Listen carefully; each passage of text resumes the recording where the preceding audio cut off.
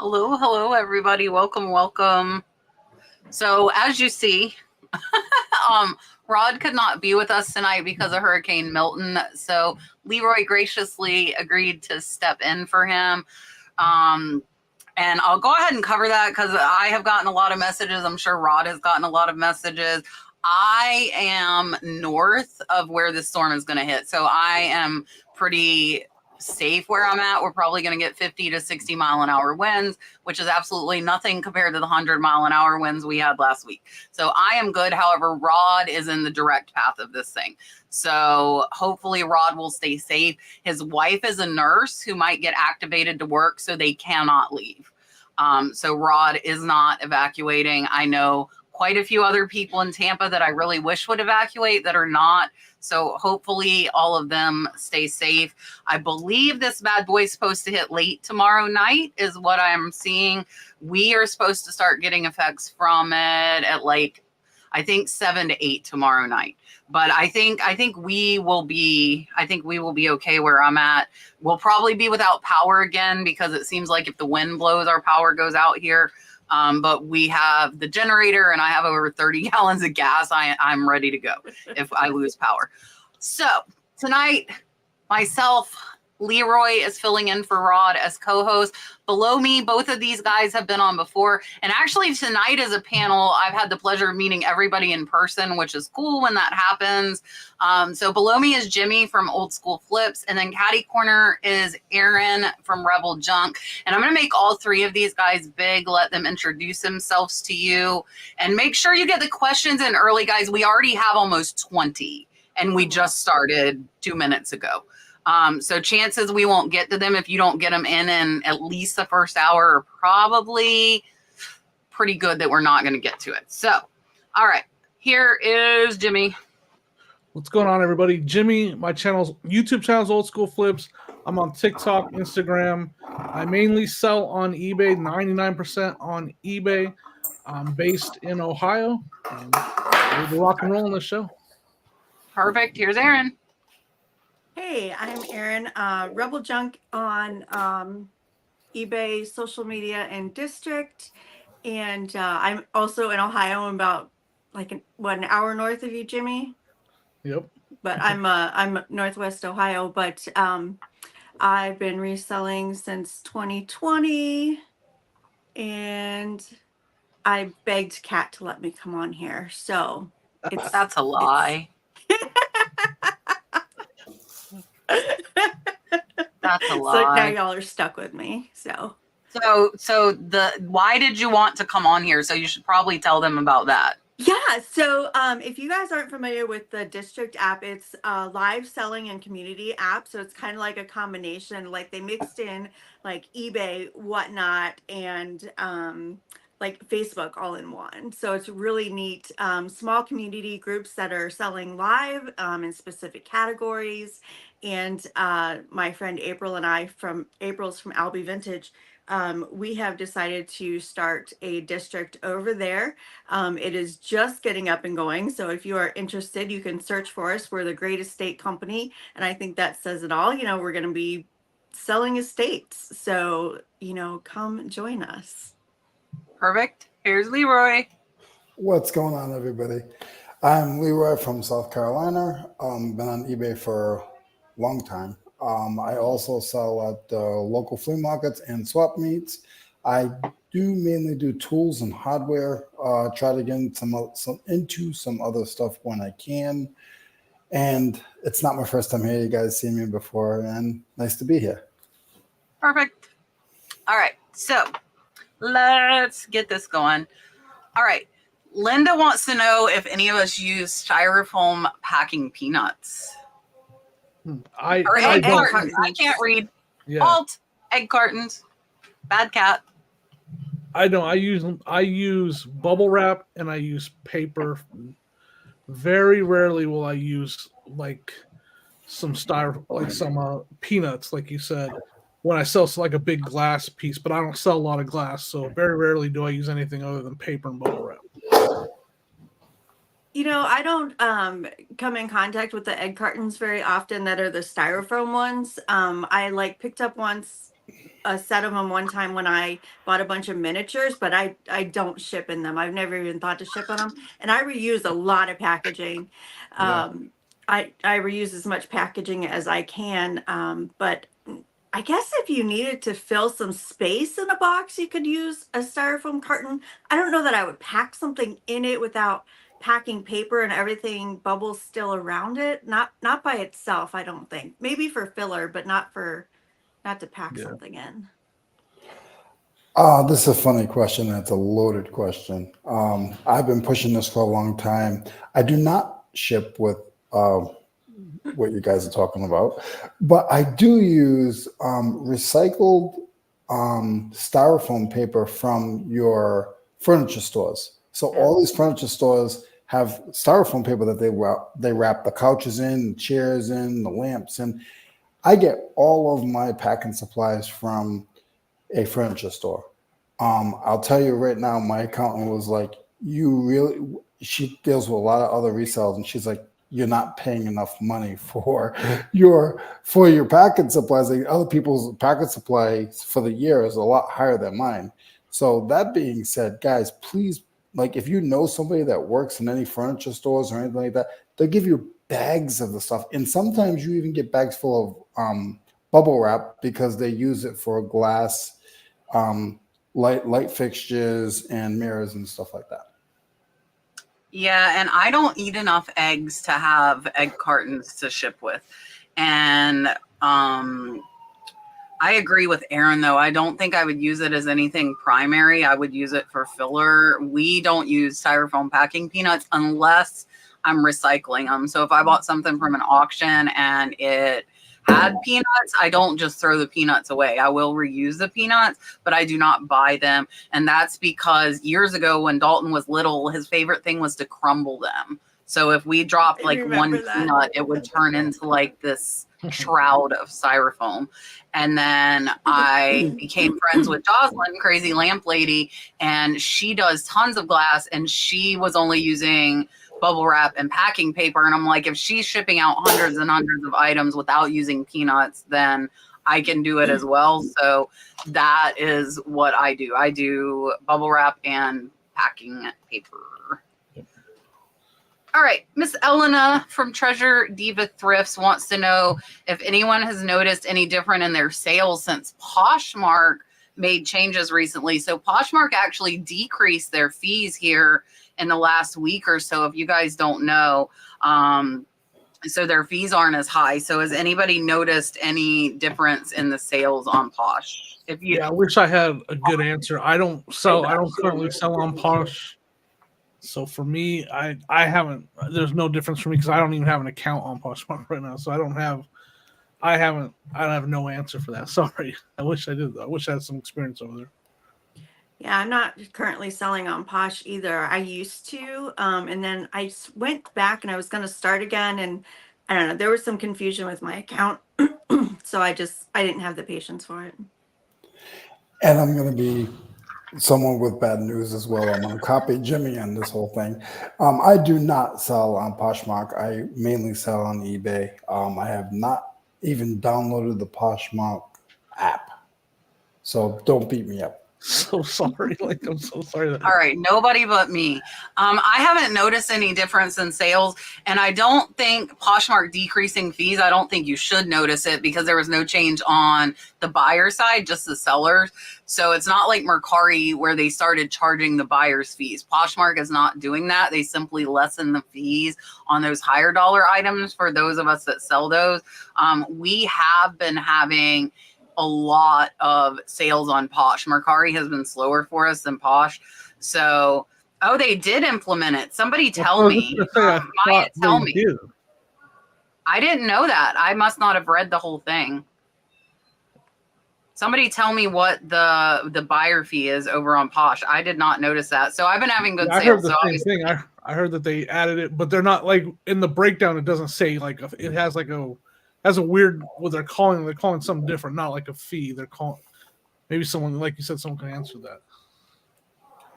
Brad sent his second installment to pay me back for the super chat that I sent him a couple of weeks ago. And he said, as promised, here's my second installment. Hats off to Leroy. And how about those Broncos? Oh, the game is the game over? Oh, I was watching the game. Yeah, so the Mets took tonight's game. They took it over the Phillies 7-2. Just FYI, in case anybody was wondering. Hope you're not watching I was watching a replay the other day, and one of my friends was like, "Man, that's like," and I'm like, "I just told you, like, I hadn't looked at the score. I wanted to watch the friggin' game," and they told me, I'm like, "Oh, that 5.99% plus 1, 2, or 3." So the buyer pays that, is what you're telling me. So they switched it like Mercari? That's what I've heard, but again, that's what I've heard. Okay, I'll read it and try and figure it out. All right, what am I gonna give Brad? I think we should give Brad Kevin's butt. That's what I think. There you go.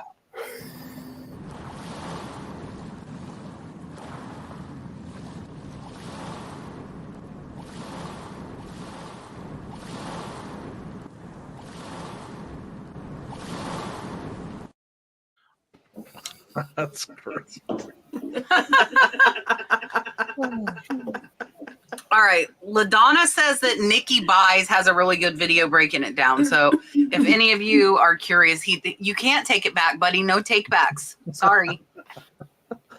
Oh, shoot, that's great. All right.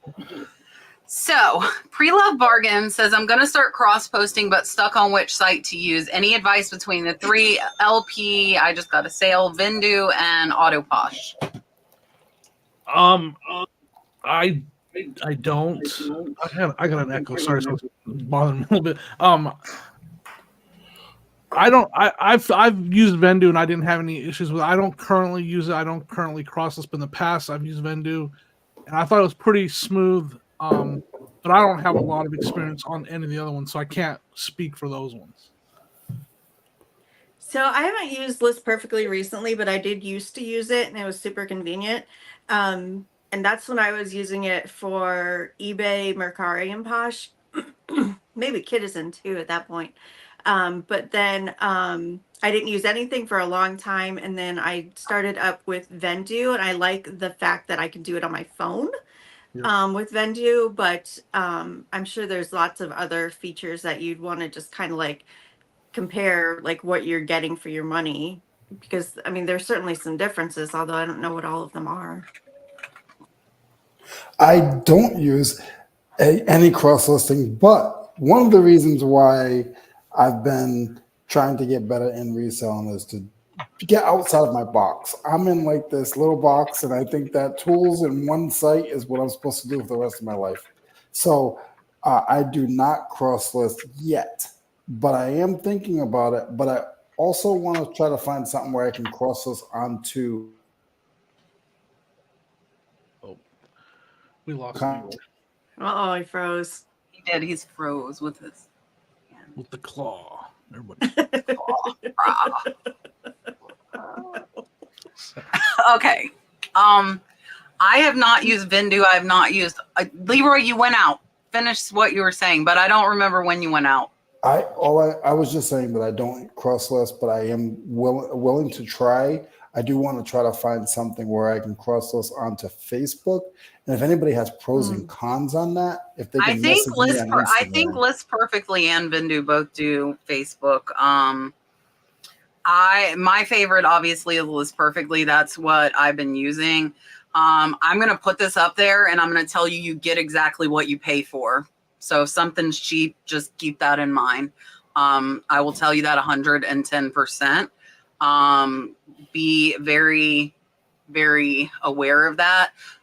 List Perfectly, as far as like pros that Vendu does not have, it has the AI lister, which creates listings just from your photos in 30 seconds.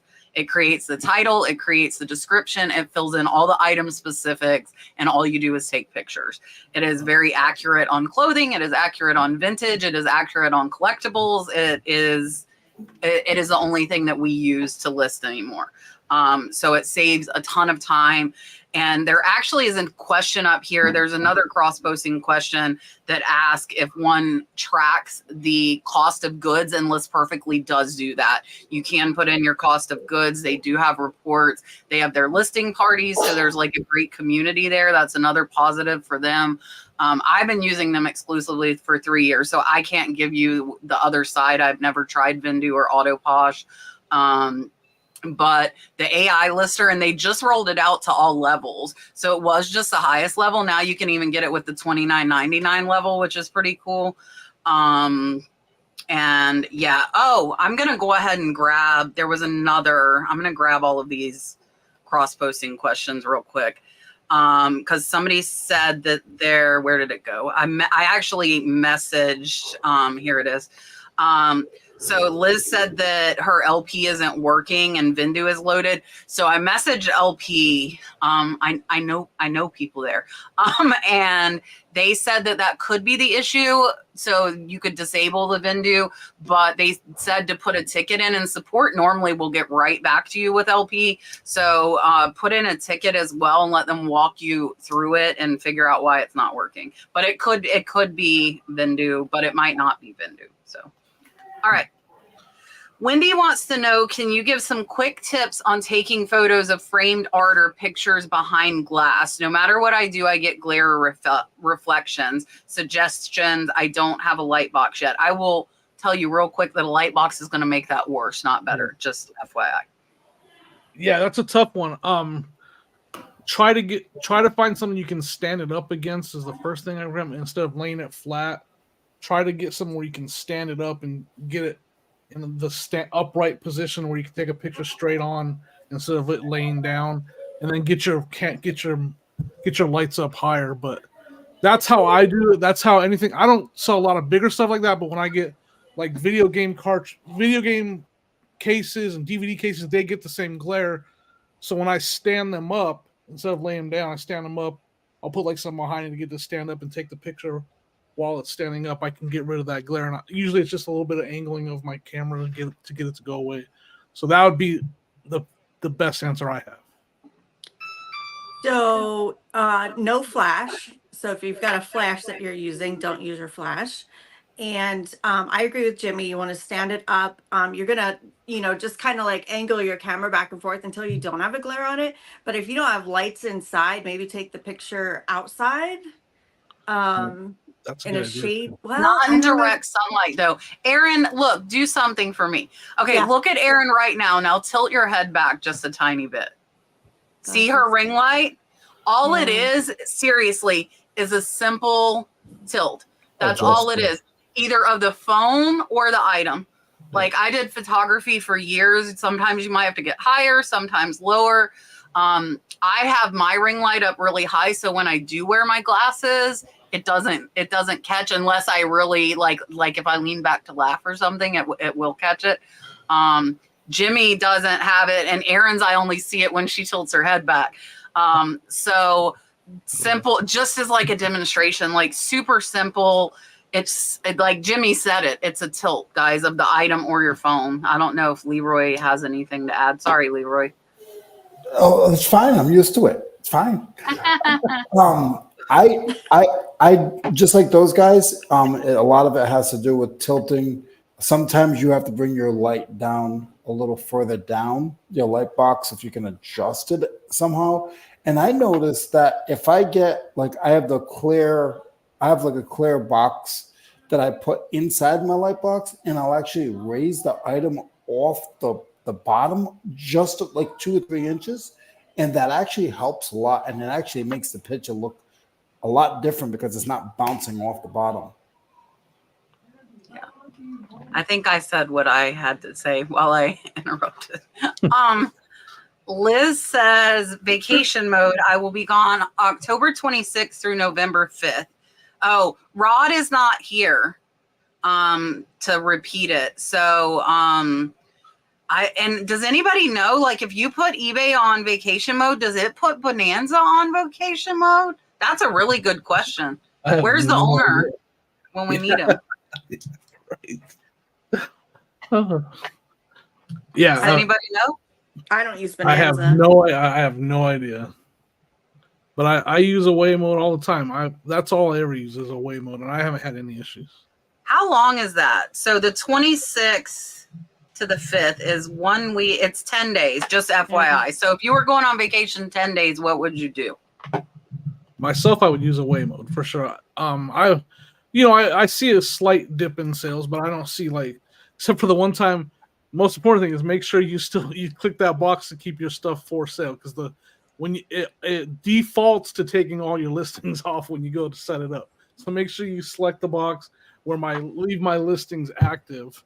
And I like the fact that it takes a day off the shipping time every day, and as you get closer to your end of your vacation, the shipping time is being reduced as the 10 days goes on.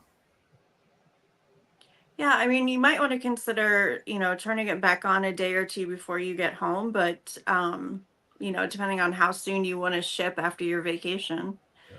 But yeah, I mean, that's what away mode's there for. You can set the dates and when you're going to return and exactly when you want it to happen. Oh, You're muted. I sort of do not like vacation mode or away mode. I like to just switch my handling time. I'm usually never away for that long, but I'll put my vacation time. I mean, my handling time. They do have a 10-day. It's horrible to say, but they do have a 10-day handling. It's not good to do, but I'll put it at that, and then in 2 days I'll move it to 5-day handling. And as I know I'm coming back, it's really only a couple of minutes that you can switch them all back, switch them all every couple of days. So that's what I like to do. I think that's what Rod does. Rod puts it in away mode, but he turns it off 3 or 4 days before he's going to be back. I use it and I don't change my handling time. I just use the away mode, because if it's under 2 weeks, you can still get sales. Like Jimmy was saying, make sure your items are still available. That's what I do. I haven't had any issues with that at all. So I'll just put it in away mode, still take sales. I still send offers. I still do listing. I'm like Leroy, though. I very, very rarely leave for more than 2 or 3 days. And myself, I have employees that are here shipping. So for me now at this point, that would not even be an issue, because of the fact that I have somebody here shipping. So Marsha's saying she put her store on 4 days to get through the hurricane. What I did is I extended my handling on all of my stuff to 3 days when we had the last hurricane. This one I am not. Like I said, I think we're far enough north that the worst thing's probably going to be we're going to lose power. But yeah, I just use it, set it for how many days, and I don't mess with changing the handling time. I just use it how it's supposed to work, and I haven't had any issues with it. But I haven't went on a vacation in 3 years, so don't ask me. Take a vacation and turn the damn store off. I mean, I don't have to. I have employees. Take a vacation and have everybody ship for you. There you go. But if you're gonna use away in vacation, if you're gonna go away on vacation, give yourself a vacation for real. I can't take one. What's a vacation? Where's that? It's when you'll never come back. Is that in the handbook? Is there a handbook? So yeah, I'm sending Dallas, we're in Phoenix. We're in Phoenix at the conference, and I'm sitting on the couch sending offers. I'm never in away mode, even if I'm away. That's just me. I've been a workaholic my whole life. It's what I do. It's just what I do. No, I'm going away this weekend and it'll be off. Well, you enjoy. My phone is always on and always attached to my hand. It is what it is. And anybody that messages me knows that 2 seconds, you're like, do you sleep? It can be it doesn't matter. I don't feel like I sleep. Julie said, I love the podcast, wishing for everyone's safety. I'm a new seller and had my second international sale, and I got a message that my package is being detained.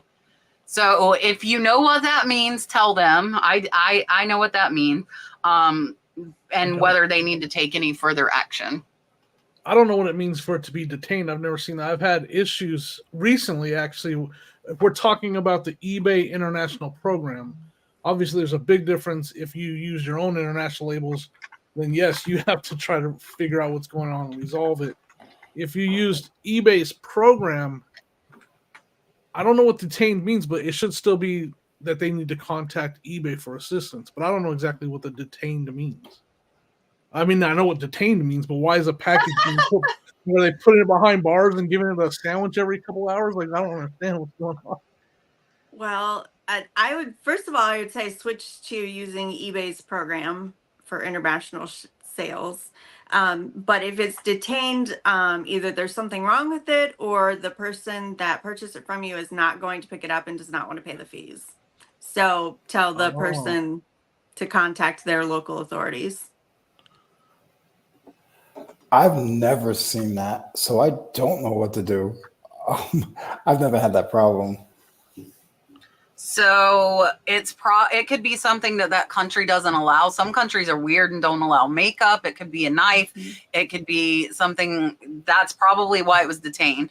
As far as if you need to do anything, you don't. Most times eBay will still pay out to the seller and then they'll give the buyer a refund. And Mary's asking, how did you get it? It could be a scam. I don't, they do send that when they hold it. And I've actually had eBay International send me stuff back. But I think most of the time they keep it. I don't know what happens to it, but there are a lot of different things. And really, eBay's international program should catch that and not allow that sale. But if they do, I'm pretty sure that they will give the buyer their money back. And she said it was a text. Was it a text or a message on eBay? That would be my question. It's garbage. If it's a text, yeah, but how would somebody get your number? Exactly. Like, that's why it's a scam. Yeah. Sounds like I've gotten text scams like that where like it's not even the post office. It says it's the post office, but it's not, and you should ignore those. Post office does not text you. No. All right. So that's concerning. Yeah, the post office and eBay will not text you. Neither one of them. Kelly says a buyer immediately canceled a purchase after buying it, saying eBay suggested a cheaper item to them after they bought mine. Is this for real? And does anyone know about this? It is so bad. I've never heard that. I mean, do I know eBay to suggest stuff? Yes, they do. I mean, I get messages of suggestions all the time. I don't think it would have been like on purpose, like, oh, they bought this, but they could have got it for this price. It might have been they knew you were interested in that item. They they hadn't registered that you had made a purchase yet or whatever. And so they sent you another listing. I don't know. I don't think it would be done like with the intent of cancel to get them to cancel your order to buy another one. They do. But I don't also believe it could happen. They do. I've gotten those emails. eBay is sending emails that ask you if you want to purchase from a different buyer. Really? Yes. Yep. At a lower cost. Seller, not buyer. Seller. Yeah, no, as a buyer, I've gotten those emails from eBay that says, we can see that you just purchased this item. However, this other seller has it at a lower price. Would you like to cancel your order and purchase from this other seller? Really? Yes. Yeah. Wow. I've never seen that. I do feel that there are times where you don't see a message in time, because sometimes I just ignore eBay's messages because they're annoying. So they could suggest another item to you, and it's too late. You already purchased it. You didn't see the email or the message. But Erin, I've never heard that before. Oh, yeah, they do. I don't buy a ton on eBay, but yeah, I've heard other people tell me this.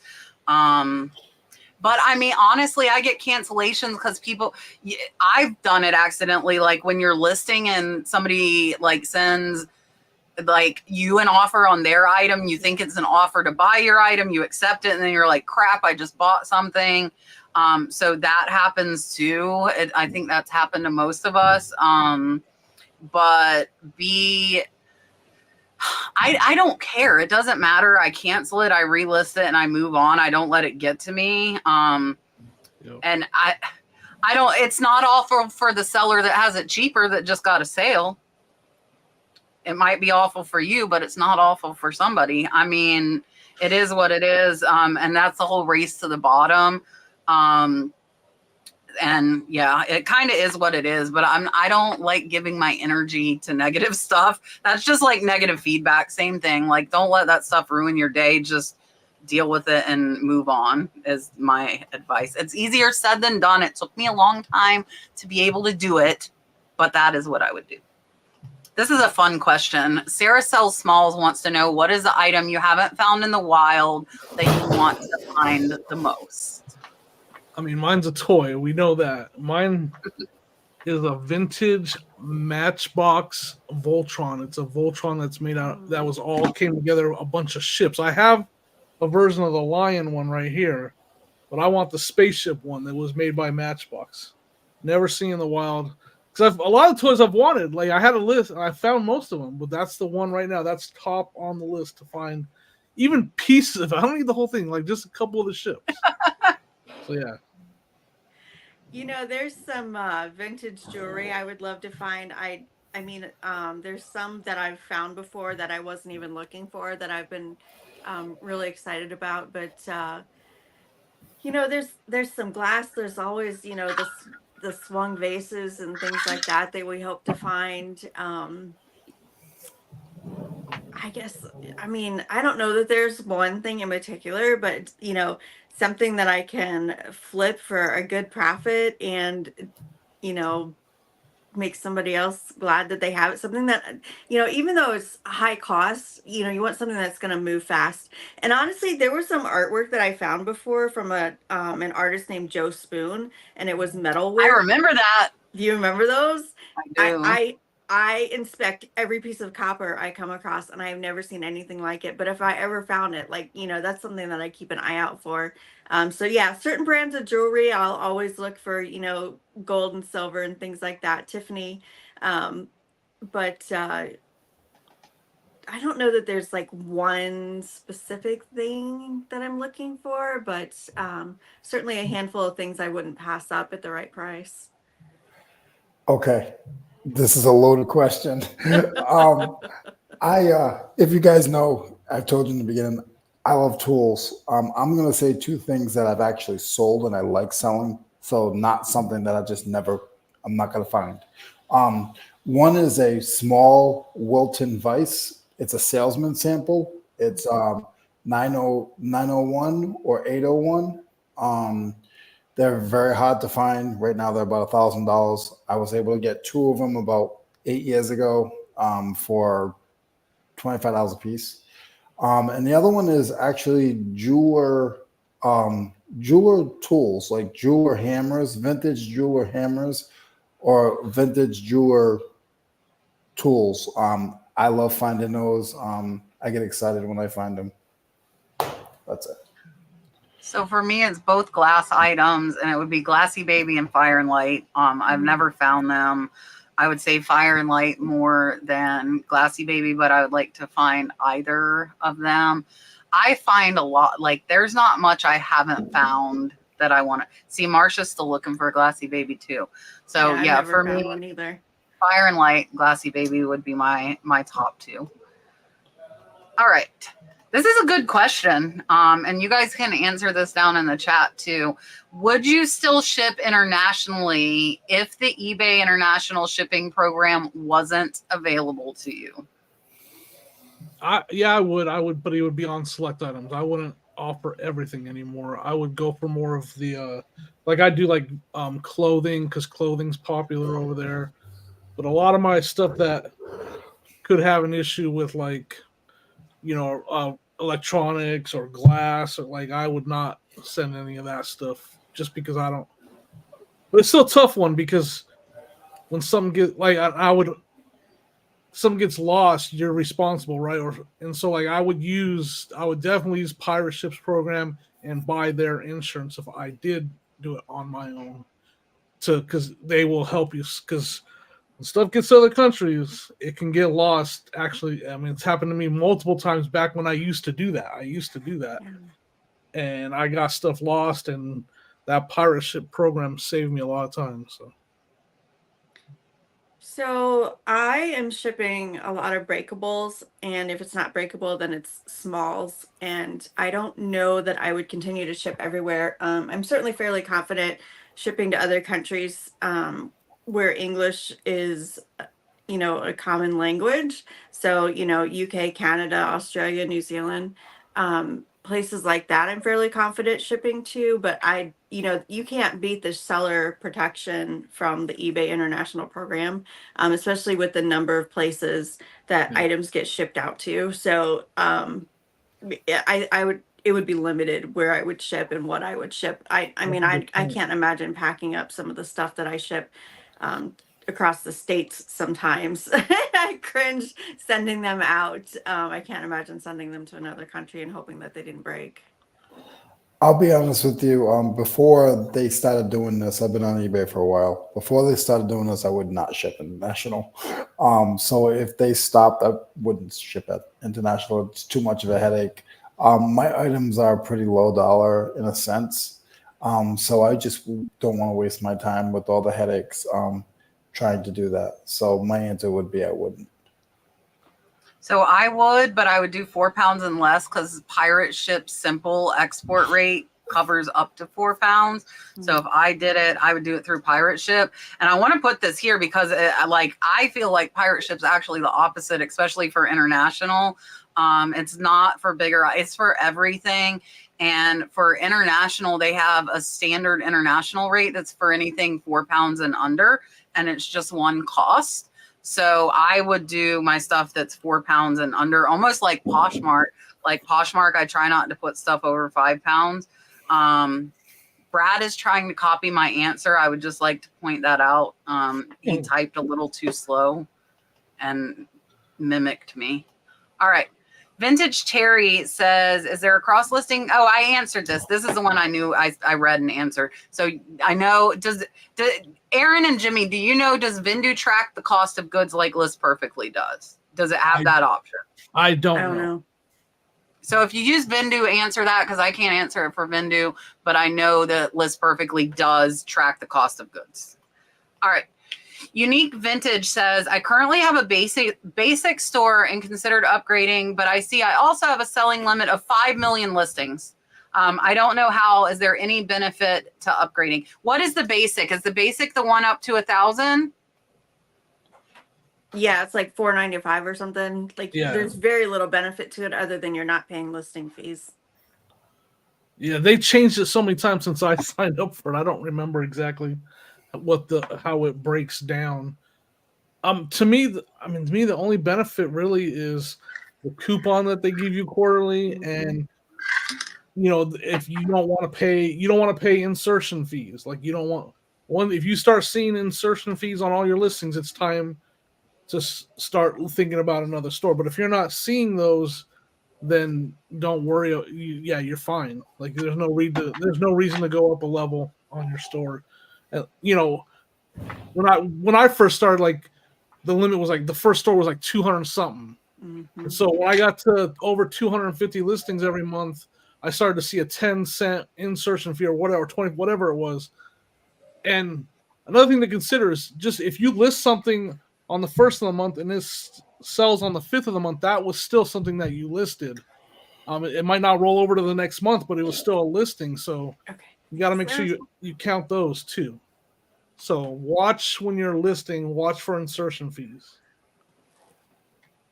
Erin's getting her dinner delivered to her in the chair. Like that's the life right there, man. What's going on? Yeah, sure. You didn't know this was going to be a mukbang, did you?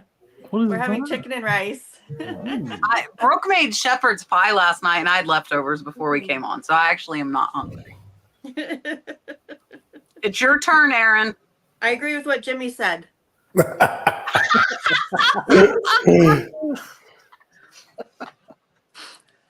I did not do a good job on this rice. Take it back. Send it back to the chef. Send it back to the kitchen. It was me. I'll take it. You are the kitchen. Oh, wow. We'll work with it. So, unless you're getting insertion fees, why would you move up? Like, I don't know what happened with their levels of stores, but like I got a message earlier this year that said I had like no listing limits. So like, why would I ever move up? Yeah. Now there's not, no, you might have no listing limit, but that doesn't mean your store covers that many listings. Oh, So I like gotcha. if you have the 1,000 listing store, which is the basic, and you're staying under 1,000 listings, there's no reason to upgrade. It just, but your limit and your store, what is covered for that fee, are completely different. Yeah, that just number down watch for there your is insertion literally fees just then. what eBay trusts you to do right now. That's what they're saying. Right. We trust you with this amount to sell. I feel like you just got to be careful and pay attention and look it up, guys. I mean, you look up everything else. So if you have a question about like should I get a bigger store, go under eBay and look and see what you get out of it. It will show you. There's things in eBay that will show you. Just be careful because sometimes you might buy another store and you'll never exceed what you had the first time. Yeah. So you're paying an extra $30 a month. Why? So there's like a comparison chart graph that they have out there for you where you can see what the benefits are for each step. Yep. So you definitely want to take a look at that. That would be my advice. If you're 1,000 listings or less, there's no reason to bump up. If you're going over that 1,000, then by any decent amount, then I would bump up. I have the one that goes up to 10,000, which is $59.99 a month because I'm at 7,000 listings. So for me, it would be stupid to have the 1,000 listing one because I would be paying insertion fees on 6,000 listings. Yep. So for me, there is no question about it. If you're at 1,100, 1,200, it's a $40 jump. So mathematically, you might still be better to keep that lower store and pay those insertion fees if you're not gonna, jump way higher than that. Yep. Sue, I don't know what she means unless she means to refresh your listing. She's asking what's the best way to refresh Mercari. Yeah, I don't know because when I did do Mercari, I noticed like when you listed something, it got a ton of views right off the bat, and then it kind of dies. Always. So I don't know the answer, but I know why they're asking that question. Well, yeah, I mean, the search on Mercari, when you go in there, you're going to see the newest listings. So if you want your Mercari listings to get more views, you're going to have to delete and relist or end and relist or however it works over there. But yeah, definitely Mercari's default is to show you the newest listings. Yeah. So if you want to refresh it, you're going to have to make your listings newer. I think the only way my Mercari would show anything is if I listed something. So I have a little bit of a problem there, guys, so I can't answer that one. Yeah, so Brad put this up here, list perfectly, delist and relist. So you could pick whatever, tell it to end it on Mercari, and then you pick them again, tell them to put it up. That is an easy way to do it. And then you just refresh them. You could do like X amount per day. And yeah, that's a great one. We already answered that one. Karen said in a recent video you talked about, I don't have a van. I have a car. I have a truck, but I'm going to sell my truck soon. So I'll only have a car, but I can rent a U-Haul. I filled up the biggest U-Haul they have with designer boxes in South Florida. I can rent a U-Haul if I need one. Just saying. Wasn't your van? That wasn't your van? I thought that was your van. I'd be buying so much stuff if I had one of them. So she said, because I said I was low on inventory. On the other hand, I have over 7,000 items in my store. So how am I defining low inventory? Low inventory to me is low inventory to list. Right. Like those 7,000 items are listed, they're done, they're sitting there, they're waiting to sell. I need enough items for my employees to have items to list them. And right now we are over full. Like, do you see my counter back there? We are over full on inventory again. And so, but on the other hand, I have a second channel that is thrifting content, which means I still need to go shopping. So if you've been watching my thrifting videos, I'm trying to be a lot pickier. Like at one store, I think I got 6 items. Which, my employees list 30 to 40 a day. So, but like when me and Shannon went together, like we filled up the whole friggin' car to the roof. Like we were stuffing stuff in my car. So that's how I define it, is by the amount that is unlisted. Because if it's listed, it's not like it's there. So low inventory to me is unlisted. Hot Mess Picker wants to know why, see, I just mentioned this. Why do a lot of you have more than one YouTube channel? I'm curious. I have one and I'm trying to grow. I tried having 2 channels. I think a lot of people are trying to get the algorithm to stick with what. So like I do, mine is picking at yard sale videos only. And I want the algorithm to realize that that's all I am putting out is me at yard sales picking. So then I stopped doing what sold videos on my channel. But I've talked to some people that have decent sized channels, and they have said that the algorithm, you can do it all on one channel, and the algorithm will know, hey, this is your what sold, and we'll only recommend it to your, to people that watch that, and then we'll recommend your picking ones, and the people that want to watch both, that watch both. Eventually, the algorithm will figure it out and share it the way you want it to, I guess. But that's what they're trying to do. They're trying to just niche down and get the algorithm to recognize what their videos are and the only kind of videos they're putting out. That's what I think is why they would do it. So I tried doing YouTube a couple years ago. There's a channel out there. I haven't uploaded anything in a long time. Somewhere. But I consume a lot of YouTube content. And, like Jimmy said, you'll find one kind of, YouTubers like with one kind of content specifically on one channel, and on another, they'll do something else. But you can double your income doing that. You can increase your viewership. You're going to pick up a different audience with your picker versus your, what's the other type of channel? Flipper. Picker flippers. And so, I mean, there's a lot of reasons why you would do that. And you can refer people back and forth to different channels, and you'll see which content people want to watch more depending on where it grows on which side. Yeah. But like, do you have the time to run one channel, and do you have the time to run 2 channels? So that's something to consider too. Like, if you don't have time to run both of them, just like stick to one. I'm not good at YouTube. I love YouTube. I will pick YouTube over any TV channel unless it's sports. And I can get all that on YouTube if I want to. I do have a channel, guys. They keep dropping the link. I haven't put a video out in a long time. You can go on my Instagram, which I'm not on that as much anymore either. But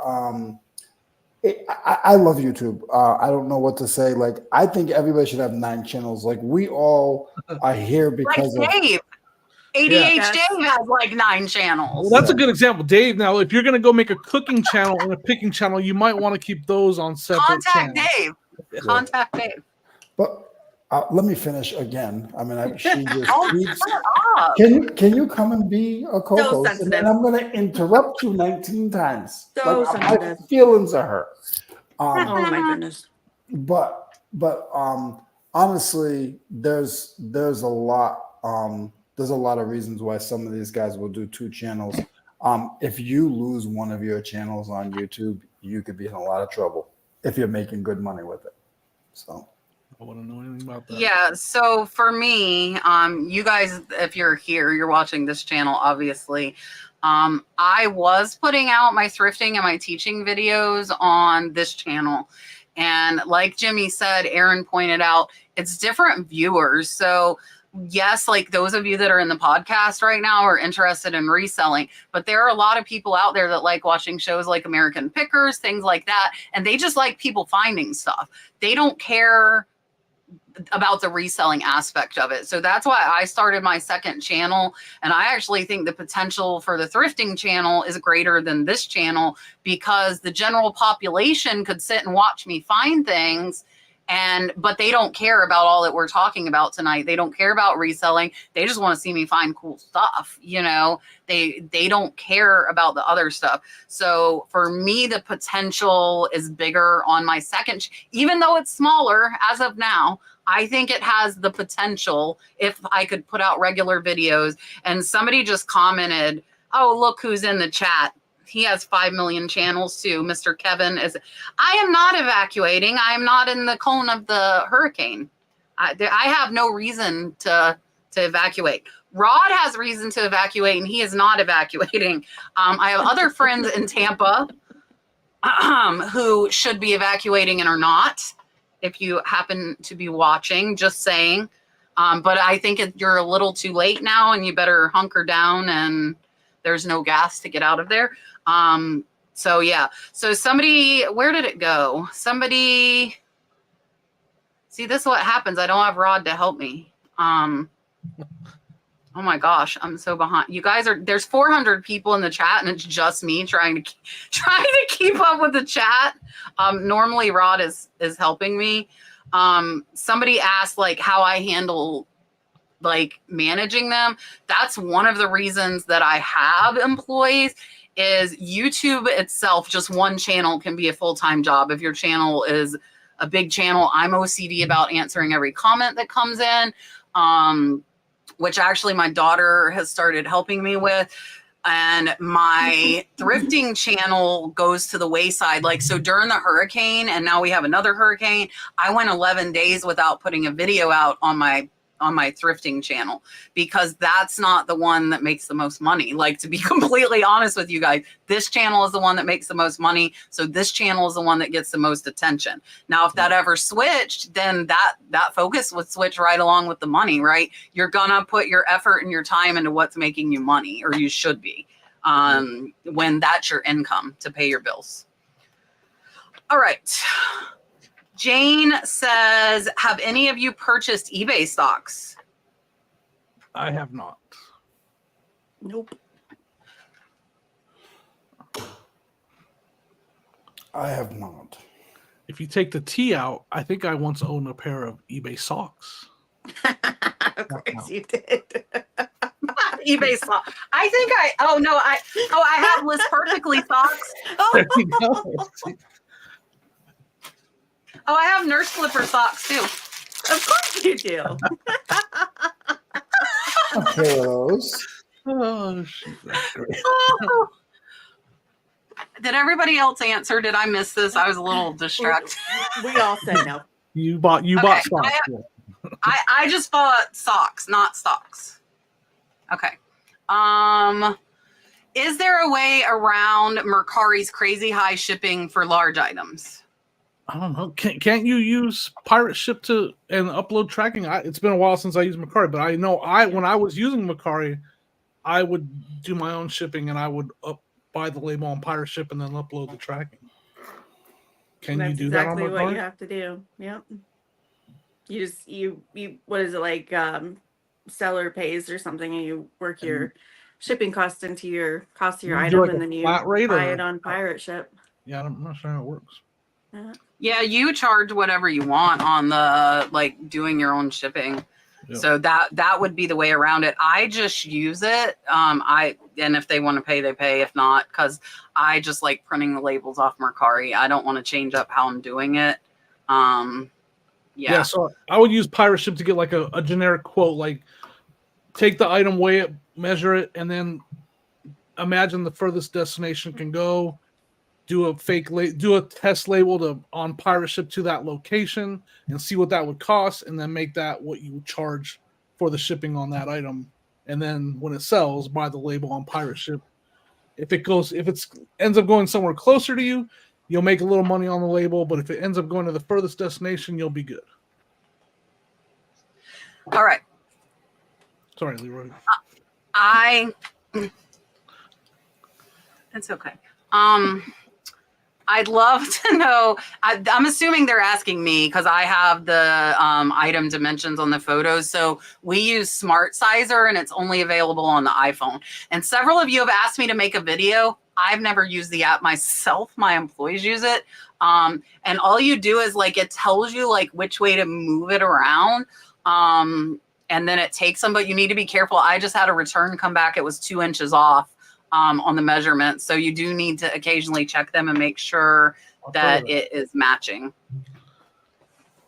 Oh, here we go. A non-reselling question for you guys. What's everyone's favorite movie, current or past? Man, I don't know. That's a tough question for me. You have to come back to me. Like, I'm not one to watch a lot of movies. But I mean, like, I would watch The Princess Bride any day. I'm in the same boat as Erin. My movies that I want to watch are like 1990s, like Coming to America is like one of my favorite. That's a good one. I like the new one too. I told you guys I watch YouTube, so and I don't watch you guys. Like I got better things to do than watch other resellers. I'm past that stage in my life. There's a lot of other things that I like to watch on YouTube, but yeah, Coming to America would be mine.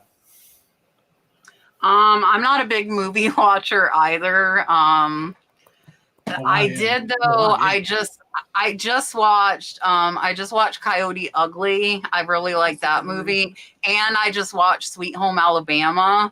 I really like those two. I really like Rain Man with Dustin Hoffman too. But I really am. I'm not a big movie person. Mine's gonna be like the most unexpected answer. I'm a sports person. Like I'd rather watch the games. I'm gonna go with this because I can watch it anytime, anywhere, and I'm gonna sing along too. I'm just saying. Willy Wonka and the Chocolate Factory. Yeah. I love that, but the original, Jimmy. Yeah, the original, right? for sure. Gene Wilder. The original. Yeah. Yes, that would be in my top 10 too. The original. I like Speed. I think Speed is an awesome movie. I could watch that. Which one? Aren't there like 10 of them now? No, the first one.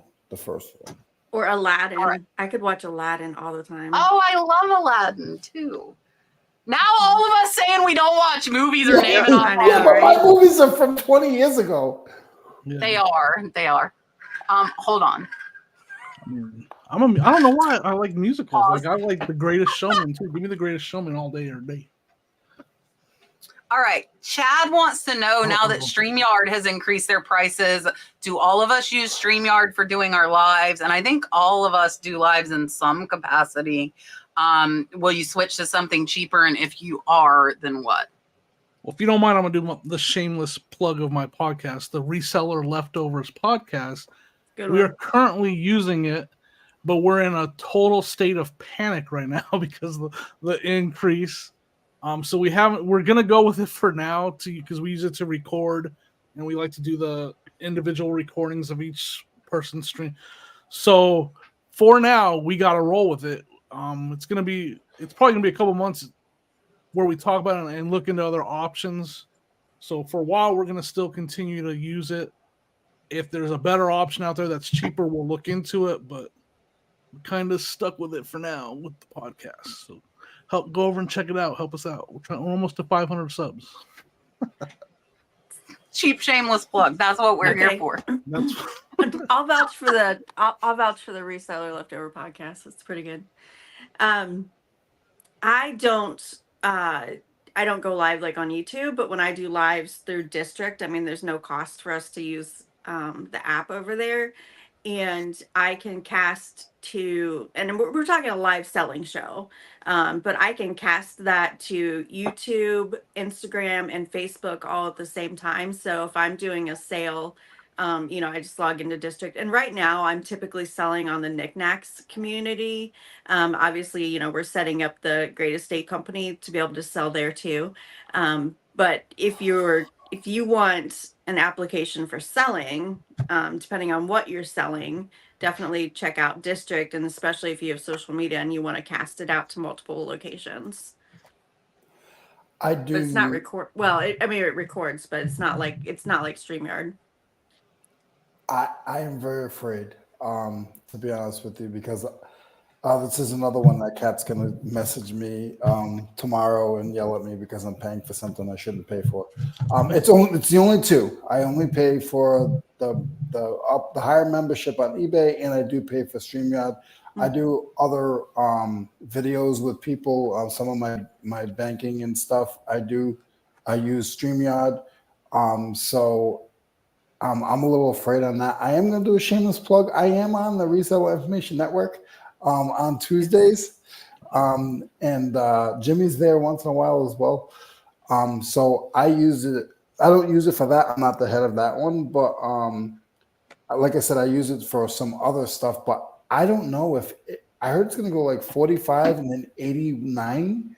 If it's 89, then I'm out. Yeah. Yeah. But like Kat said, guys, again, she said earlier is if you go to something cheaper, you're going to get something cheaper. That's the only thing. Like we're all very accustomed to StreamYard. So if you go somewhere else, it might not even be close. Yeah, so I'll probably keep it because I use it for this podcast, and I use it to record all of my videos for this channel because I do screen share. So for me, I think the value's there. I don't even know what it's going up to, but I don't know. I see multiple of you asking about my tattoo. I know you're seeing it when I'm drinking my water. If you didn't watch last week, I did get more work done. I will show you guys again.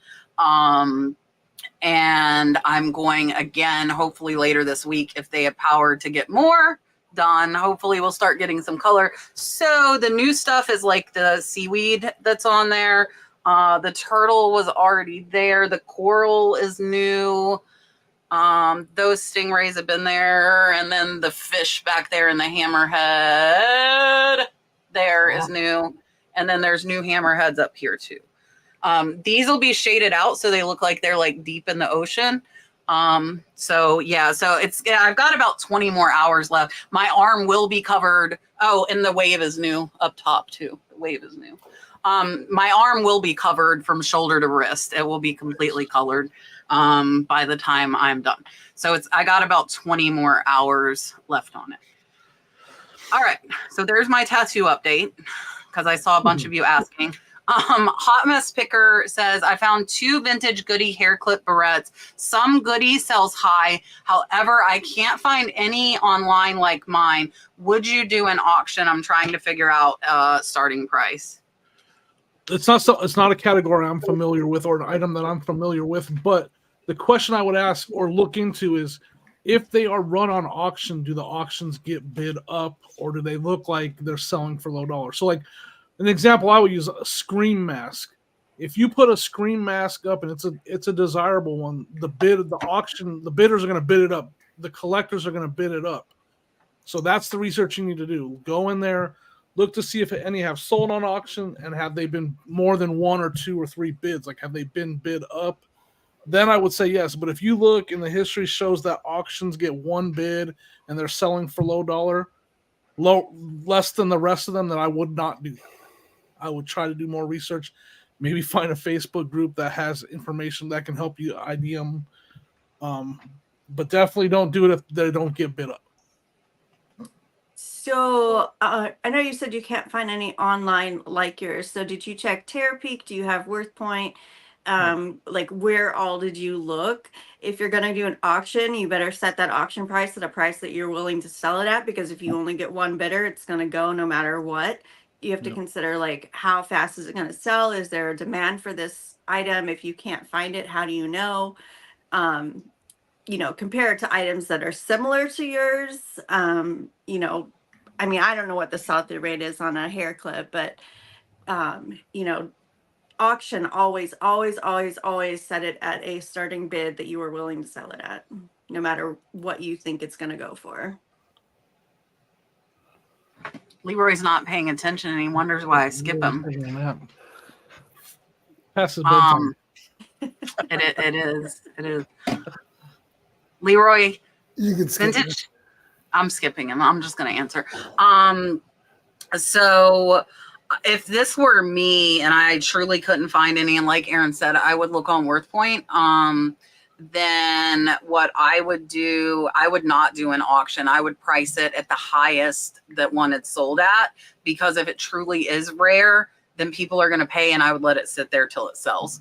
I'm not gonna, she said she looked everywhere. I might even price it higher than the highest one had sold at, and then let it sit like it's a hair barrette. It's not taking up a lot of space. I don't know your cost into it.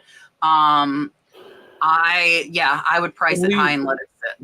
Leave offers open when you have a price tied. Maybe someone 100% to help you find out what it's worth. Yeah. Yeah, for sure. Cat. Okay, this is a difficult question. And to those of you that are my members, I'm going to apologize right now. We have gotten hit by hurricanes since the beginning of the month. And the last one we had 100-mile-an-hour winds. I thought the roof was going to fly off. I have not put out my member schedule. So normally my member reviews would be Thursday. However, I'm expecting to get hit with a hurricane late tomorrow night into Thursday morning. The chance that I don't have power is very, very good, and that I might not have power for days. So that has been my hesitation with putting out a member schedule, because I haven't had power. So like last Saturday, I didn't have power to do my live sourcing. So I haven't put it out. So normally it would be this Thursday.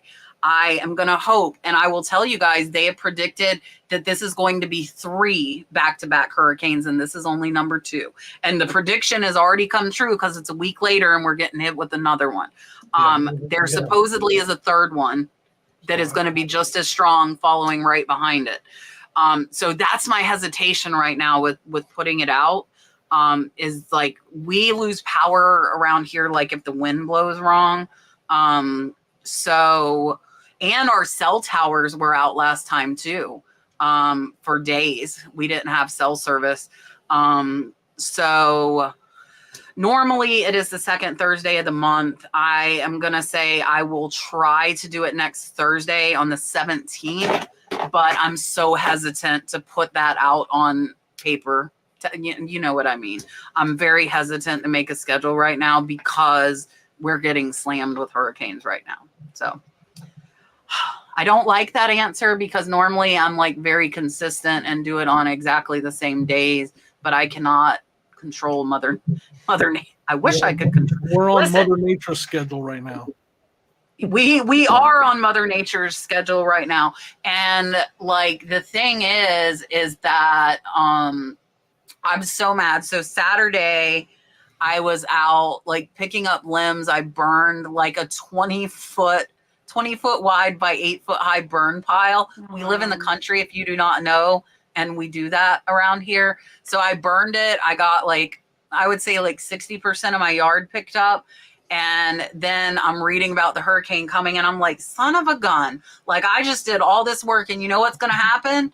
Tomorrow night, here come, and I mean, we're still getting 50 to 60 mile an hour winds. I'm not worried about my house, but it's going to make my yard a complete disaster after I just spent all this time cleaning it up. So I just stopped. I'm like, I'm not doing any more. We'll wait till the second. And I might as well, if they say a third one's coming, wait for the friggin' third one to come too. And then I'll clean the friggin' yard, you know, like,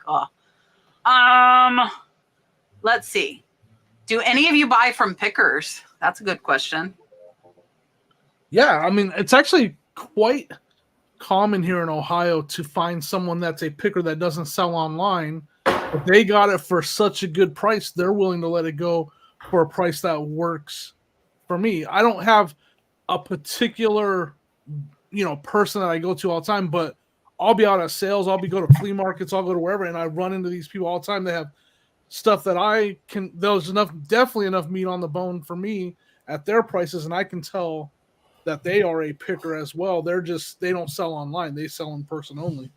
And then I buy from auctions, which are, I guess they're not really pickers, but yeah, for sure I do. It's just a matter of finding that person and looking, digging for the stuff that I want. So the flea markets are really common. Again, Jimmy and I are nearby each other. So yeah, I mean, when you go to a flea market, you're buying from pickers. I had a gal contact me that she was moving and she didn't want to take all her inventory, and I bought inventory off of her.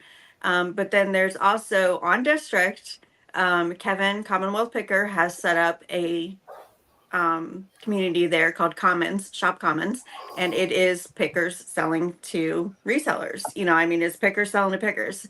So that is exactly what it is there for. It is wholesale lots. It is people that have bought wholesale lots. They've marked it up a smidge. There's meat on the bones. You can still go in there. And I have bought several lots off of there. I've bought jewelry, I've bought makeup, I've bought home goods off of there. So it's and I've sold there too, by the way, because I picked up Yeah. I had strawberry shortcakes that were just sitting here collecting dust. I sold a big box of hats that I swore I was going to start listing hats because I could, ship them real easy. But guess what? I have zero interest in hats. So I sold off a big box of hats. And there's certainly a decent variety of things over there with the number of buyers and sellers that are on there now. So it's worth a look for sure. I definitely do buy from pickers. I have some friends that are storage unit buyers. So I'm able to get stuff off of them. And like Erin said, I'm at the flea market every weekend. So I buy off of, I would think that they're pickers. The only bad thing with the flea market is if they know that they start knowing you're reselling, they're actually going to raise their prices on you. And if they're dirty like that, you either got to check them real quick. You got to check them real quick, or you just move on. Another one will come up. Always build that contact with them. If you see them and they're new, ask them for their phone number. Hey, listen, I'll come to you. You don't have to come here all the time. I'll come to you, and then you get first dibs. So yeah, the answer is yes. Yeah, I do as well. And like, I actually hired a picker. Shannon works for me now, but I had to kibosh it because she bought too much. I had to tell her to stop. No more stuff. And she's been decluttering and organizing my house, which is so nice. She repainted my bathroom for me and decorated it. If you guys have heard me or watched me for any length of time, I am not a girly girl. And I am not good at decorating. I don't even know how to describe. Like, I had nothing on, like, I'm just not that type of person. And so she painted my bathroom. She painted my cabinet. She like bought like stuff. So I might show it. I might show it on my thrifting channel because she's going to decorate like the whole house out of my inventory.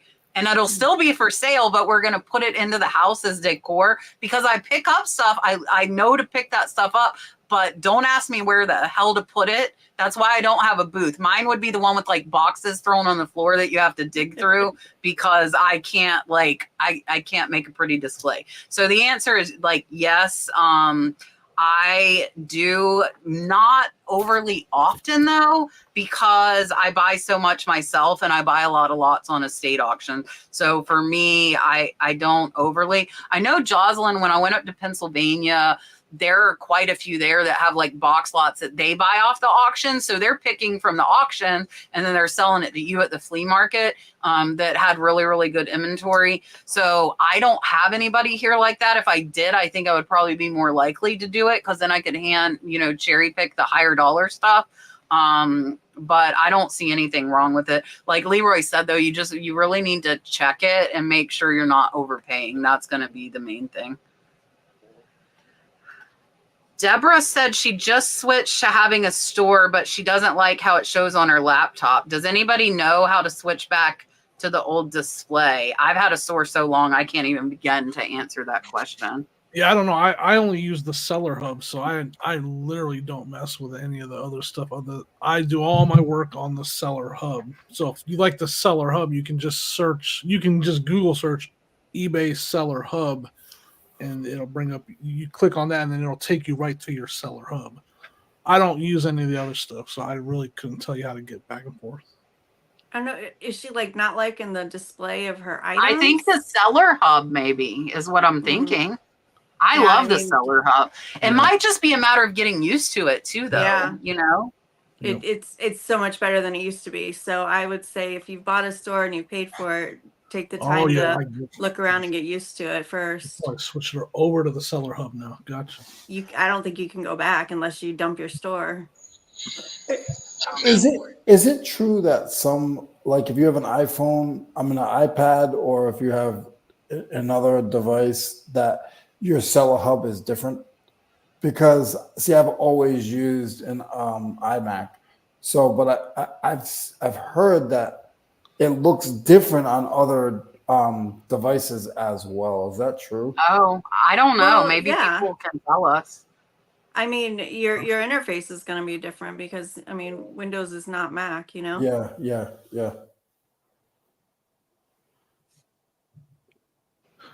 All right. I don't ask. Yes. Don't ask. AC says, I understand if a buyer cancels the sale, the seller is charged all fees. I'm going to go ahead and tell you that is not the case. If a buyer cancels, you're refunded all of your fees.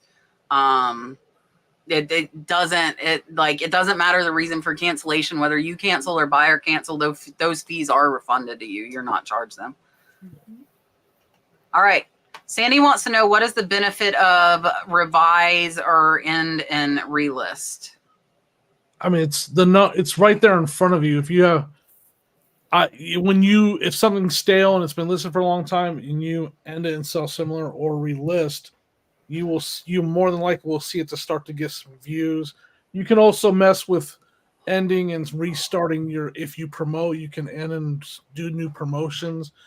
But you'll see it right there in front of you. Like, let's say you sorted it and it had 0 views in the last 30 days. When you end and sell similar, it'll get refreshed, and you'll see it start getting views again. You'll see the item start to get views that it wasn't getting before. But it all depends on the item too. Sometimes items just aren't that they're not items that are searched a lot and they don't get a lot of views. So it's definitely an item by item thing as well. Revise can be a benefit if you're looking at old listings and you're like, oh my gosh, I know better now what to do. So if you want to update your pictures, if you want to update your title, if you want to change the description, if you want a different category, you're just going to go in and revise it. When you're going to end and relist or end and sell similar, you're getting a new item number and it's like a whole new listing. So revise is just what it says. You're fixing the listing that you've got there and it's just going to go right back into your inventory with the new information. If you're going to end it and relist it or end it and sell similar, you're going to get a new item number. It's going to be a new listing. You can revise it at the same time. You can make those edits and make it a new listing. Yeah, I feel like if you end and list it under a new number, the only bad thing with that is sometimes people will save it, and if you just change some words around, they'll sort of lose it. They'll lose it. It won't be on the save. So be careful with that part of it. I feel like any activity with your item or eBay on a regular just helps the algorithm and helps you either move around in the category or anything like that. Activity is very important. Yeah, and like I don't pay attention to watchers. A lot of people say they don't want to like end and sell similar with watchers. Listen, if they are watching it, not buying it, I don't care. I don't care if I have 50 watchers on something. I'm going to end it and sell similar when I hit that 3 to 4 month point because I want to refresh it. That'll get it up. Erin covered all the reasons like for revising that could help as well. Just like on any of them, like especially Mercari, we talked about that earlier. Mercari definitely highlights the newer listings. So yeah, I mean, I for years didn't. I was anti end and sell similar, and now that's part of my daily routine because I tried it for a month. It worked. I still know tons of people that are against it, like I was for years. I think you really got to figure out like what works for your business. And I think doing end and sell similar, if you're not able to list new listings every day, can be a way to get activity into your store, along with like revising as well, sending offers. And yeah. Hi, Steve-O. What's going on, dude?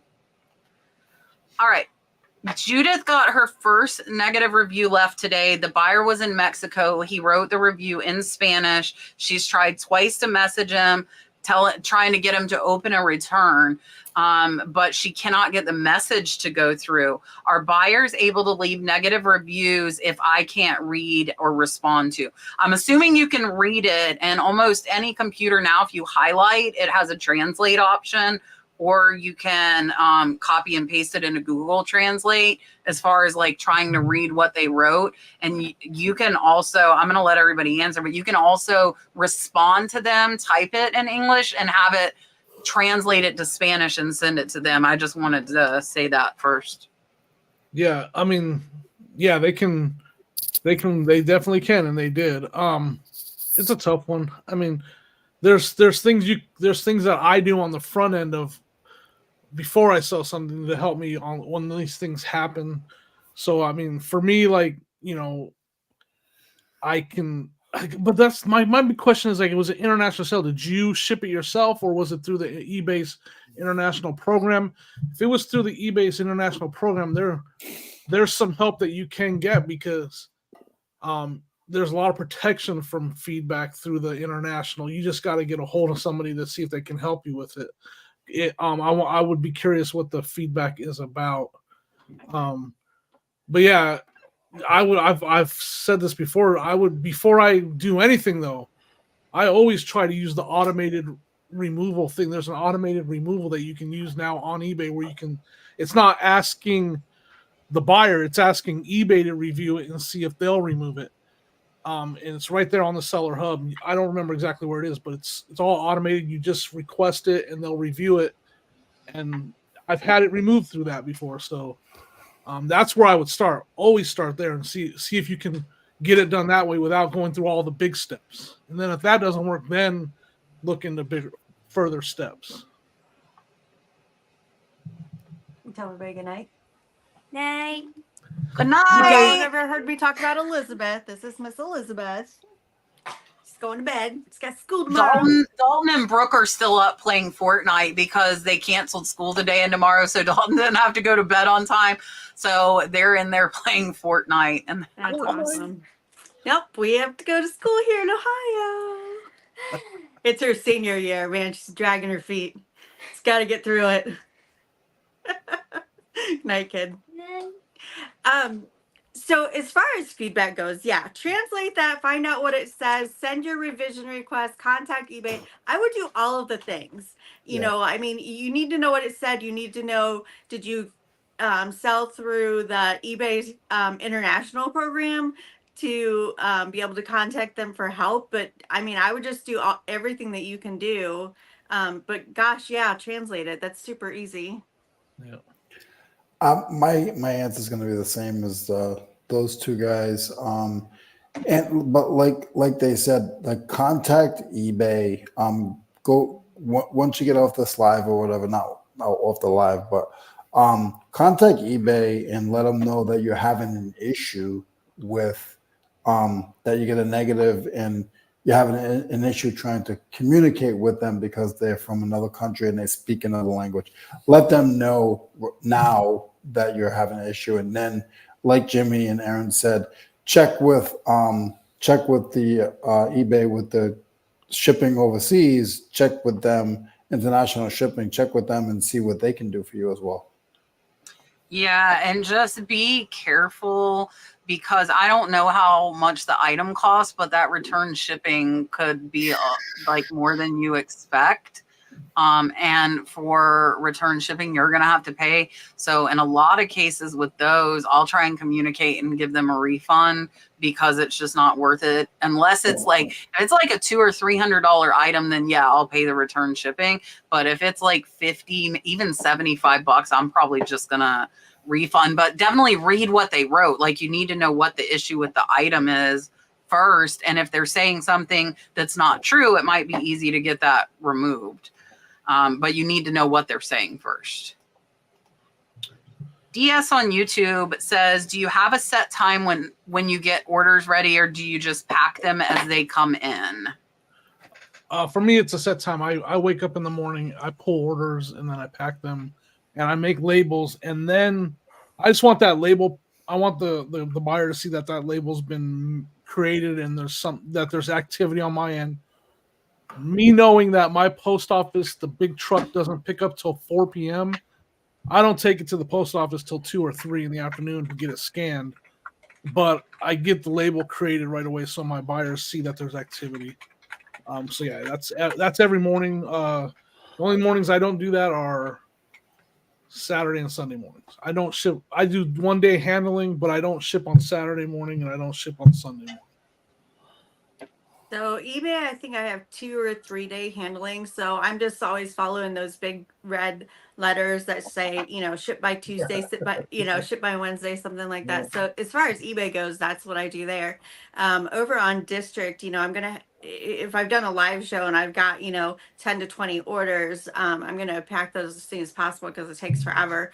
And different communities ask for different lengths of time, but it's around 2 to 3 days. Same thing I'm doing for eBay. So, I'm just getting them out in time. Making buyers, like when you're on a live show, you can make your buyers aware of, what your time frame is. And I always put out there that, if you need this right away, let me know. I'll ship it. I'll make, certain packages a priority if you need them right away.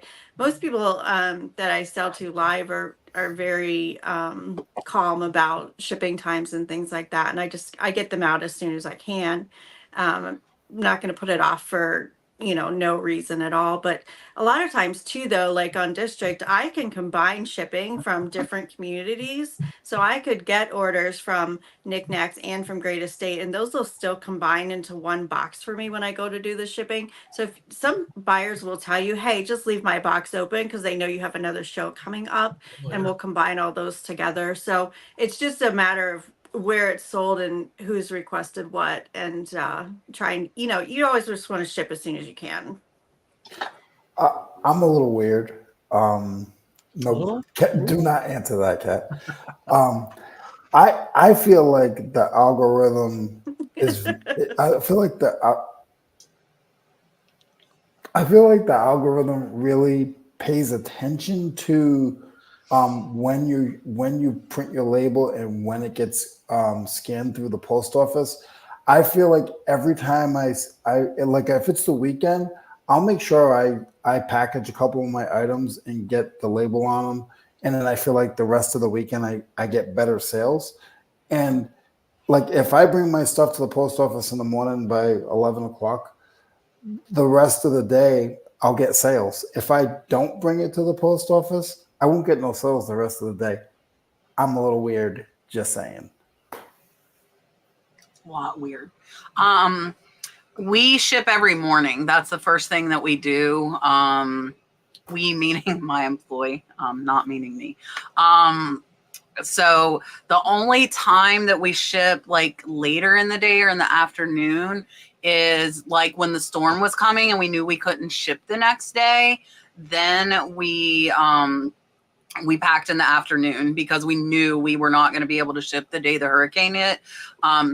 The hurricane's supposed to hit late tomorrow night. So like my employee's coming in tomorrow, whether we have power Thursday or not, I don't know. She's pretty good. She's a workaholic like me, which I love. So she'll come in, like she came in during the hurricane and her and I packed using the generator. So as long as the post office is open, we pack and use the generator to do it. And yeah, so we pack every day.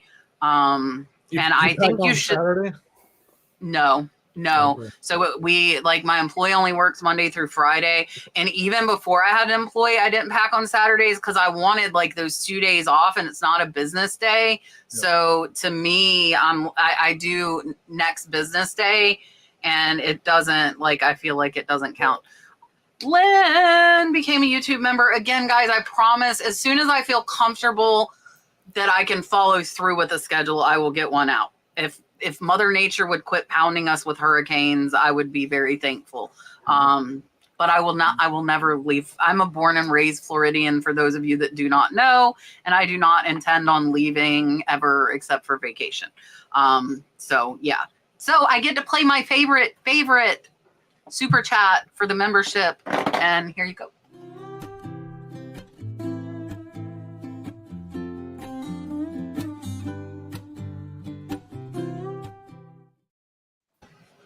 All right. Dun, dun, dun, dun. I love the sea turtle one. Thank you, Gino. I don't know if Gino's still here. He was here earlier. It's past his bedtime. Yeah, it is definitely past his bedtime. Lynn wants to know what is the best quality of quality brand of blacklight to buy. Oh man, I don't know. I would want I want a keychain one. I want one that I can fit on my keychain. That it's not like something I can easily take with me. That I don't have a brand, but I definitely want to make sure it's something that I can just grab when I grab my keys and doesn't take up a lot of space. I mean, I buy them on Amazon too for $5. So I don't know that that's the best quality brand, but they work. I don't use black lights. I really don't need a black light to see if a wrench has a crack in it or something. Maybe I should. I don't know.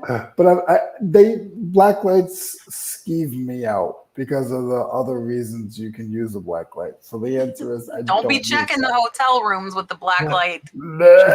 Don't check the jeans and stuff either. You guys sell. Oh, I agree. Like, I just get the cheapest ones on Amazon. I don't care. They all work. So yeah, so you use them. Here are the reasons. So uranium glass, I think, is probably the top used reason for it. You also real amber fluoresces under a black light. Real pearls fluoresce under a black light. Sorry that we grossed you guys out. It's the truth. I got something I could go test right now that I just bought that I don't know if it glows or not. We'll go. All right. Bye. Okay. See you in a minute. Okay. And everybody just leaves. It's me and oh no, Erin's back. So yeah. So uranium, amber. Erin, help me out. Pearls. LaDonna saying it shows repairs and porcelain and ceramics. Yeah, some of the glues will be UV reactive for sure. Sorry. Yeah. Sorry, everybody. You That was never my know fault. what you're That gonna was hear my on fault. here. But I mean, I'll take a black light to just about any tchotchke that I buy just to see if it has anything. Erin taught me what reflective. totchke means. You think it's gonna glow? Okay, hold on, Jimmy. I'm making you big. Hold on, we're making Jimmy big for show and tell. What if it doesn't glow? That's gonna. Oh look. It glows. Woo! You didn't disappoint, Jimmy. Yeah, that's pretty cool, huh? That's uranium glow. Look at Jimmy. Yeah. Okay, show him with the light on now. Show him with the light on. Oh yeah. Let me turn on light. Jimmy did not disappoint. Yeah. Oh, Vaseline, Look, yeah. that's a beautiful piece. Yeah. Mhm. Paid 15. They want to know if you're selling it. You can sell it live right now. I will be selling it eventually. I don't know a lot about it. I got to learn more about it. I know you guys answered in the chat, but I'm going to throw this up here. Let everybody know what part of Ohio you're in. I'm basically like smack dab in the middle of a little town called Bucyrus. I'm in between Cleveland and Columbus, right? Basically an hour and 20 minutes from each one. So we're both over kind of towards the west. I'm a little bit further north. I'm up closer to Toledo. And I'm really far away from Ohio. Very, very far. Down to the south. Yeah, I'm not near there either. Kim said, "Hey Kat, I have thousands of costume and vintage jewelry I'm starting to sell.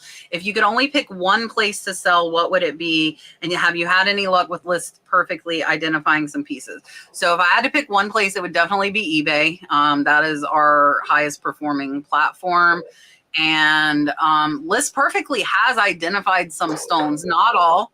And you do need to have some knowledge, and I would not use that as an identification app because it can identify it wrong. What I do like, there's like a rock. What is it called? Let me see if I have this thing on my phone. It's called oh, here it is. It's called Rock Identifier. Right there. See it? It's switched. Where did it go? Hold on, I just saw it. There. See the rock identifier? That is really excellent at identifying gemstones. I pay for that app. I probably shouldn't anymore because I'm really good at identifying them after using it over and over and over and over. But that one is a really, really good app to do that. So yes, List Perfectly AI will identify some, but I would not use that as like the end all be all for identification. Trading Post Picker says, if you just started eBay now with your current knowledge, would you do anything different at the beginning? Yeah, I would have. I would not have gone heavy into clothes like I did. I sold a lot of clothes early on, and I did a lot of like the name brand stuff. You know, the bread and butter stuff. I would have started right into collectibles and toys. The thing that bothers me the most is the stuff I didn't pick that I missed at yard sales and at thrift stores. Like I didn't sell toys or collectibles at all. I was mainly just, and I didn't even look at it at yard. Like wouldn't even look at that stuff at yard sales. And it bothers me so bad, the stuff that I probably missed. Oh man, I don't even like thinking about it. Listen, I tried everything. There's no getting around it. If you don't know what you want to do, and like Jimmy, I found I do not like selling clothes. I do not like selling shoes. Like those are two things that I do not sell. But I can't imagine that I would have done anything differently. I mean, it's a little bit of experimentation. There's some science, there's some art. You got to, figure out what you like. I mean, there are things that I like to shop for that I do not like to sell. And there are things that I sell that are not things that I collect, but I like selling them and I like that people want them and I like the money that I make from them. I wish I had more information about shipping breakables because I did have some incidents of breakage early on, and notably the one that sits in my mind that will just like live there forever, I found a set of the darn mushroom canisters and sold them for like, I don't know, it was over $100, but two of them broke and I was just devastated for this person. Like they were so excited to get the whole set and here two of them broke on the way there. But I know what I did wrong now. And I mean, I guess if I had to go back and change anything, I would change how I was shipping. And I, gathered more information before I did it. For me, knowing that it's a little harder for me to do listings than everybody else is, I wish I could have in the beginning, 20 years ago, trusted someone and taught myself how to teach someone to do like a part-time where they're just doing listings and I can do the shipping and everything else, where I'm not losing money if I'm not listing. And I'm so far into it now that I'm just afraid to let anybody do anything. And it's probably still hurting me because even if they did it wrong, I'd still be making more money than the 10 listings I'm doing a day if I'm doing that many. Yeah, so for me, I think I would just try and do a higher price point, which is easy to say now because when you don't have that much of a budget, you kind of have to get what you can afford. But definitely with the breakables, I wouldn't do lower dollar breakables just because of the amount of time it takes to pack them. Yes. I try and do $25, but I still will pick up, if you watch my thrifting videos, I still will pick up stuff worth 10 and 15 because I love it. And I think it's important to like what we do. There's always exceptions to the rules. If there's cool stuff, if it sells fast, if it's easy to list and ship, I'm gonna, break my own rules. And that's the nice thing. We're our own boss. We can break our own rules, So I think I would try and focus on more quality than quantity, and try and make the same amount of money with less amount of listing, which is still what we're trying to do. And I see the question, what item do I sell the most? There isn't one. I have such a variety. There really is not any one thing. I would not stay away from clothes. I would not stay away from shoes, especially vintage ones, because that's where a lot of money is. But I would definitely work more on quality versus quantity. But again, I built my store on quantity. I built it on buying dollar box lots and $10 and $15 items and got it to where it is. So it's easy to say that, but the reality is if you don't have the budget, you have to buy what you can afford, and then you can build that up and build that bankroll to where you can get those higher dollar items. And some people like doing quantity. It really depends on your business model. You might want to sell all $10 items that sell fast and sell a ton of them, where I prefer to sell one higher dollar item. It really depends on you and what you want to do. Renee is saying she can't print the 4x6. I don't know why. So I have no issue printing labels on Mercari. It's just before you have to go to the label settings and switch it to 4x6 since they finally figured it out. I don't know if anybody else has any advice on that. I don't. No. It's funny. That's the reason I stopped selling on Mercari way back in the day, is they couldn't figure out the label thing for me, and so like, well, I'm done. Like, I'm done here. I mean, we still friggin' Bonanza, Kevin. I know he's not there because he'd be talking if he was. Bonanza, you still have to screenshot it, which is super annoying. Not that we get like tons of Bonanza sales or anything. All right. Dun, dun, dun, dun. Maddie is giving you guys an open question here for a cheap, shameless plug, and she is asking, where do you sell live? I don't do live sales right now. I don't do live auctions at all. I've done some Whatnot. I'm on Whatnot if you want to follow me over on Whatnot. I might go back to it eventually, but right now I'm not doing. I'm doing a pop-up. I'm doing a pop-up in Columbus, Ohio, where I'm going to be in person. So, where I'm taking some of my vintage clothing to a live pop-up sale. Can I have that thing? No, but I'll give you a close-up. I don't. I have 6 of them. I don't need another one. Right. So right now I'm selling live on District on a couple of platforms there, but mainly knickknacks. And then we're trying to build up the Great Estate Company. I'll hold him. All right. Good night. Good night. Love you. Love you. And so I'm on Knickknacks, Great Estate Company. I do occasionally sell jewelry over on Lilyworks. But again, just if you go over to District and like just watch some of the live shows or look for our community that you're interested in, you'll find it there. Oh, here, close up. Oh, hold on, Leroy. We have to see the kitten. Oh, look how cute. What's his name? He doesn't have a name yet. We just got him today. Leroy. It was Name kind him of Leroy. mom abandoned them kind of situation. We actually have 2 of Aw. them. There's another one around here somewhere. So yeah. I don't sell live on the internet. My only live is like the flea market that's like in person live. And I totally love it. I actually have a bigger passion for that than I do online. But I have to do both. So that's it. So I'm like Jimmy. I haven't been doing live selling either. Honestly, for I think over 6 months now. It's been a long time. There's been a lot going on at my house that will be revealed eventually. It is not yet in the public eye. Don't ask me because I'm not telling you tonight. So I have not been doing it, but Shannon just like organized all my jewelry. I saw earlier somebody said I agree, everybody needs a Shannon. And Shannon messaged me pictures earlier. She just had a new grandbaby about 30 minutes ago, which is super cool. So that's her third. She's got 3 grandbabies. But yes, so when I go back, my plan is to go back on District on knickknacks. And then I might try Whatnot too.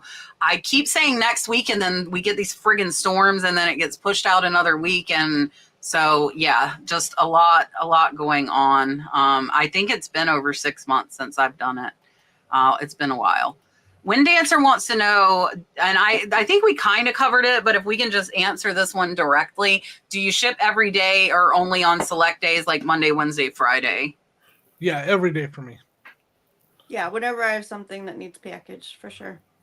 Yeah, every hour. He's not kidding. He's really not. I ship every day except for Saturday and Sunday. Here, we're going into the live selling questions. So any advice for first time live selling? She says she's scared.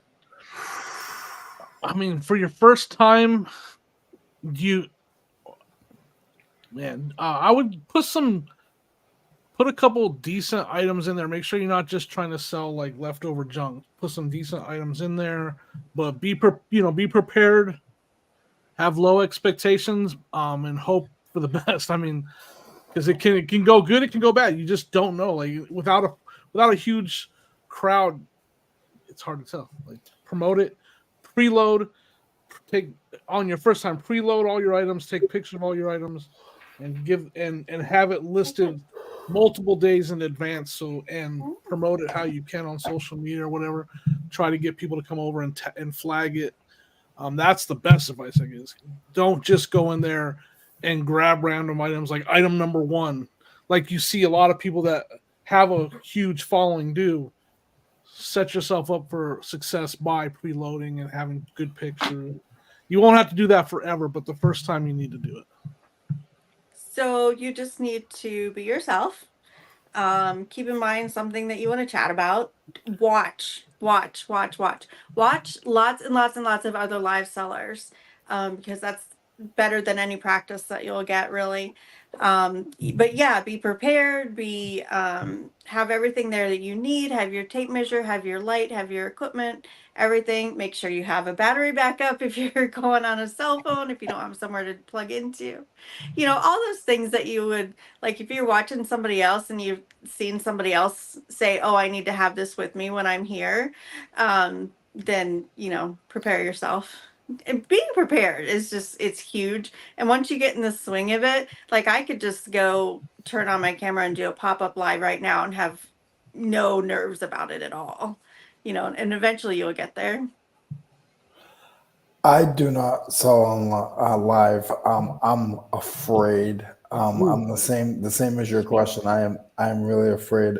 I have a lot of friends in the community that do.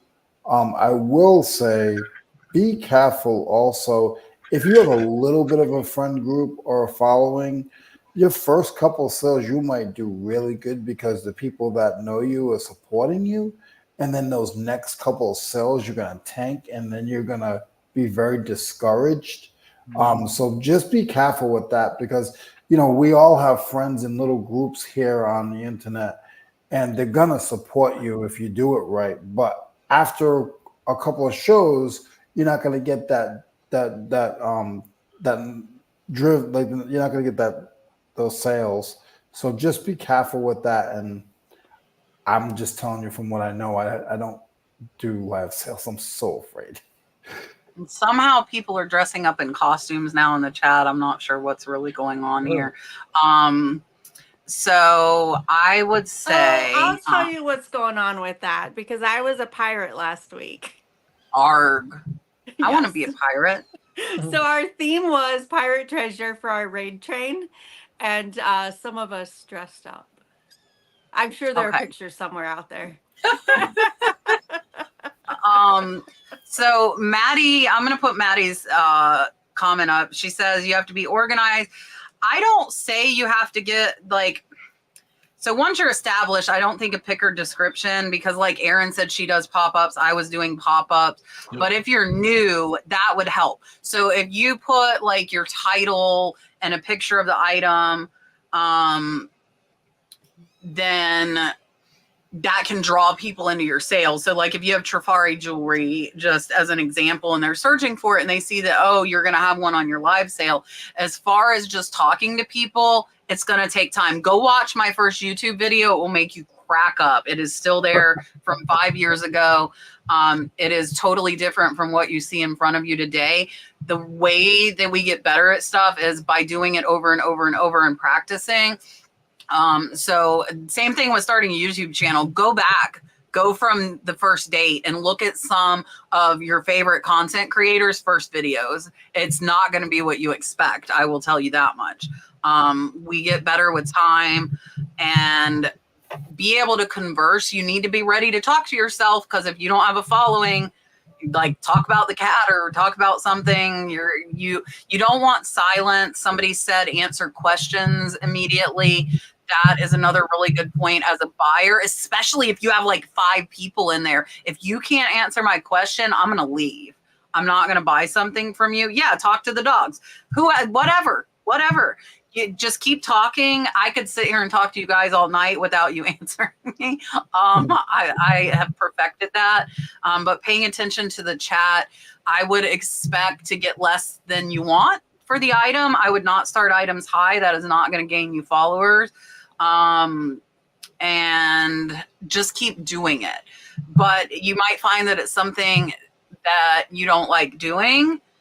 And I would say, like, you need to decide if it's for you or not. Like we've stopped multiple times live selling because the prices have went down. We weren't making money and it just was not worth my time to do it. Will I try it again? Yeah, I'll try it again when I have time. But right now, eBay, Poshmark, Mercari is what's making me money. And so that's what's getting my time. I'm not going to take time away from something that's proven making me money to do live sales that had dropped to me losing money. You know, I'm just not going to do that. Engagement is key, definitely, for sure. And I'll tell you guys, I have over 100,000 followers.